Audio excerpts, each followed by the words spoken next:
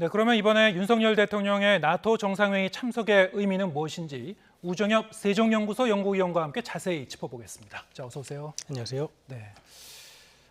통상 이제 이 나토 하면은 이 지역 안보 기구로 많이 여겨지곤 했었는데 이번에는 이제 우리나라를 비롯해서 이제 아시아 태평양 국가들이 이제 초청국으로 참석을 하게 된단 말이죠. 자, 어떤 의미가 있는 건가요?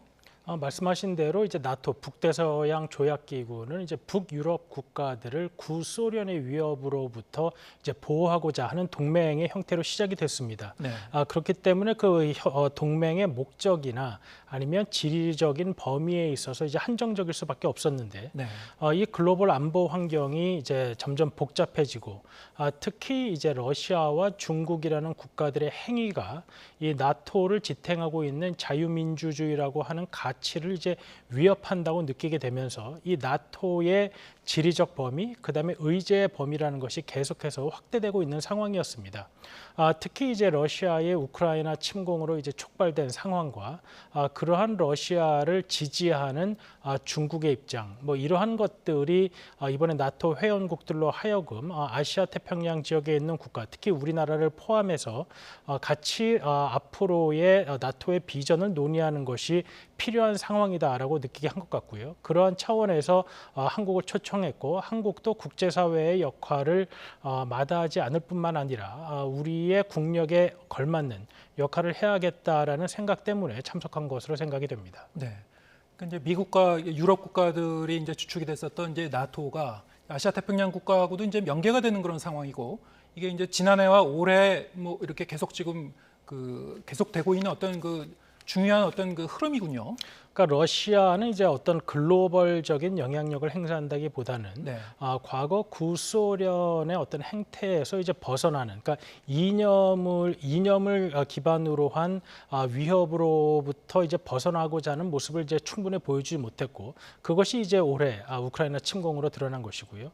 러시아는 경제력을 바탕으로 해서 계속해서 비시장적인 경제 행위를 통해 영향력을 확대하는데 그것이 이제 다른 국가들의 주권 및 이익에 침해가 될 소지가 있다. 그러니까 유럽 국가들에게 직접적인 안보 위협을 현재 가하고 있지는 않지만 중국이라는 존재 자체의 글로벌 영향력으로 인해서 잠재적으로 유럽 국가에 위협이 될 소지가 있다라는 인식이 많이 커졌습니다. 네. 그래서 원래 이제 북대서양 조약기구는 말 그대로 대서양을 가운데 두고 미국과 유럽 국가들이 안보를 논의하는 모임이었는데 이것이 점점 범위가 커지게 되면서 태평양 지역에 있는 국가들까지 포함을 하게 된 것이죠. 네. 그러니까 이제 중국과 러시아는 서로 더 이제 밀착해가는 그런 분위기고 여기에 대해서 이제 미국은 유럽과 아시아 태평양을 이제 연계해서 견제해가는 그런 커다란 어떤 이런 양측의 이제 어떤 구도 싸움이라고 보면 되겠군요. 그러니까 네, 미국 자체도 이제 인도태평양 전략이 보여주듯이 이제 대서양을 비롯해서 네. 인도태평양 지역의 어떤 안보적인 강화를 꾀하고 있지만 유럽 국가들 역시 작년에 많은 국가들이 자체의 인도태평양 전략을 펼치고 있는 만큼 네. 이것이 단순히 미국 한 국가의 주도라기보다는 새로운 외교 안보 환경의 변화에 따른 자유민주주의 세계 국가들의 어떤 대응적인 측면이라고 볼 수 있겠습니다. 네. 그럼 어떻게 보면 이제 외교적 격변기라고 할 수도 있는데 윤석열 대통령이 이제 이번에 이제 스페인에서 사흘 동안 외교 일정을 보면은 한 16개 일정 정도 된다고 하고요. 다자 회담도 있지만 이 양자 회담도 굉장히 많은 것 같습니다. 어떤 점이 가장 중요한 포인트라고 할 수 있을까요? 이번에 이제 윤석열 대통령은 물론 지난 한미 정상회담이 있었지만 네. 다자 회의 무대에 이제 처음으로 이제 선을 보이는 자리고 네. 또 이 나토 회의라는 것에 아직까지 이 아시아 국가 특히 뭐 우리나라는 참석한 적이 없었기 때문에 네. 과연 우리나라는 어떠한 인식을 가지고 있는지를 이 나토 회원국들은 물론 이번에 참여하고 있는 호주 아시아 태평양 국가들과 인식을 나눌 수 있는 좋은 계기가 될 것으로 보입니다. 네. 그래서 정상들 차원에서 어떠한 합의가 지금 중요하다기보다는 어떠한 세계 문제에 대한 인식을 공유하고 있고 또 주요 현안들을 확인을 하면서 이러한 문제들을 다음에 어떠한 방향으로 진행시키는 것이 좋겠다라는 정도의 아마 양자회담이 될 것 같고요.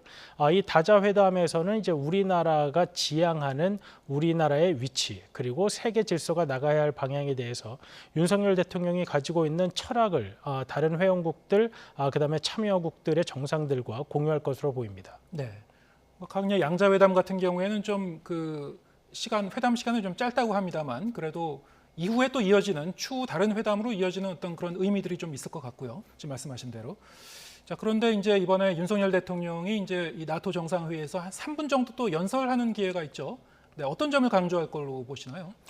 뭐 짧은 연설 시간이라면 연설 시간일 수 있지만 네. 윤석열 대통령이 많은 정상들을 앞에 두고 본인과 앞으로 대한민국이 나가야 할 방향을 직접적으로 이야기한다는 데 의미가 있겠습니다. 네. 오늘 이제 대통령실에서 이제 이야기한 것을 보면 자유와 가치를 지키는 이 연대의 중요성을 대통령이 강조할 것으로 보이는데요.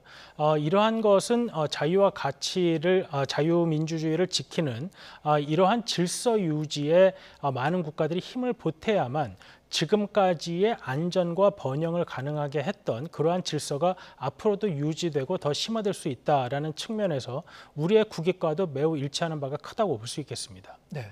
이번 이제 나토 정상회의에서는 이제 12년 만에 나토가 이제 새로운 전략 개념을 이제 밝힌다고 하는데 어떤 내용이 담길 것으로 전망하시는지요? 보통 이제 10년마다 네. 나토가 이제 새로운 전략 개념을 이제 발표하고 있는데 네. 지난 2010년과 올해 2022년 사이에 그럼 어떠한 요인들이 이 나토 회원국들로 하여금 안보 인식을 다르게 했느냐 뭐 이런 것들을 좀 살펴볼 필요가 있겠습니다. 네. 특히 이제 2014년에 이제 러시아의 크림반도 병합이 있었고 또 올해 이제 러시아의 우크라이나 침공이 있었습니다. 예. 그리고 이제 중국의 행동을 보자면 그러한 불법적인 국제법적으로 불법적으로 인식이 되는 러시아의 행동을 거의 국제사회에서 유일하게 지지하는 국가였던 것이죠. 네. 그렇기 때문에 이제 세계가 긴밀하게 연결되어 있는 상황, 그러니까 단순히 북유럽과 인도태평양 지역이라고 지리적으로 완전히 분리할 수 없는 이 공간 내에서 이러한 두 거대 국가들, 강대국들의 움직임이 자유민주주의 국가들로서는 안보적 위협으로 받아들일 수밖에 없는 것이고요. 네. 그리고 이 국가들이 사용하는 방식, 그 다음에 또 신흥 안보적인 이슈, 예를 들어 뭐 팬데믹이라든지 아니면 사이버라든지 이러한 여러 가지 이슈들이 이 안보 환경을 더욱 복잡하게 만들고 있기 때문에 이번 2022년에 발표될 새로운 전략 개념은 과연 이 러시아와 중국을 앞으로 어떻게 대할 것인가. 그 다음에 신흥 안보 이슈, 예를 들어 기후 변화, 전염병, 그다음에 뭐 사이버, 뭐 이러한 이슈들에 있어서는 앞으로 어떠한 대응을 할 것인가. 왜냐하면 기존의 전통적인 안보와는 달리 이것이 과연 어디서 시작되고 어디서부터 이걸 갈등으로 봐야 하는지 여러 가지 고민이 있을 수밖에 없기 때문에 이러한 전략적인 개념에 대한 새로운 논의가 이번에 좀 정착이 된다고 볼 수 있겠습니다. 예. 지금 그 전반적인 분위기를 보면은 이게 나토 정상회의 그 직전에는 이제 G7 정상회의가 열렸고요.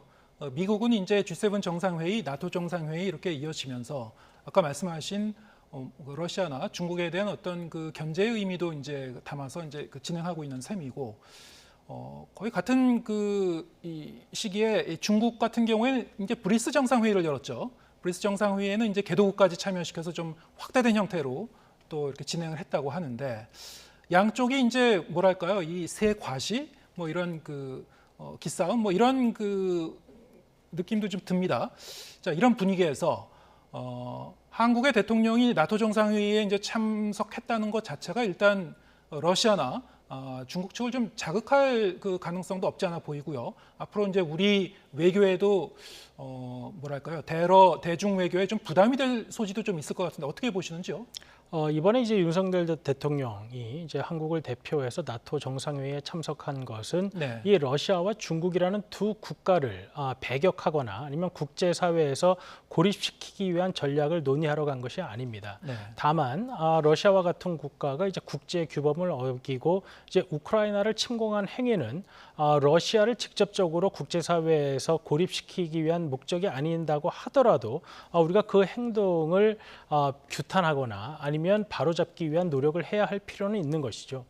더군다나 이제 중국 같은 경우에는 그러한 러시아의 행위를 지지했고 또 많은 국가들이 구조적인 위협, 그러니까 현재 직접적인 군사적인 위협은 아니라고 하더라도 미래의 국제사회의 질서에 위협을 줄 수 있는 요인이라고 판단을 하고 있는 만큼 그러한 요인이 실제로 발생되지 않도록 국제사회에 힘을 모으는데 한국이 역할을 하는 것이지, 이 두 국가를 직접적으로 배격한다거나 이 두 국가의 관계를 끊겠다는 것은 전혀 아니기 때문에 네. 앞으로 이 두 국가로부터의 반발이 있다고 한다면 우리도 이제 이 두 국가들과 충분한 논의를 거쳐서 우리의 목적이 그 두 국가를 배격하는 것은 절대 아니다라는 점을 인식시켜야 될 필요가 있을 것 같습니다. 네.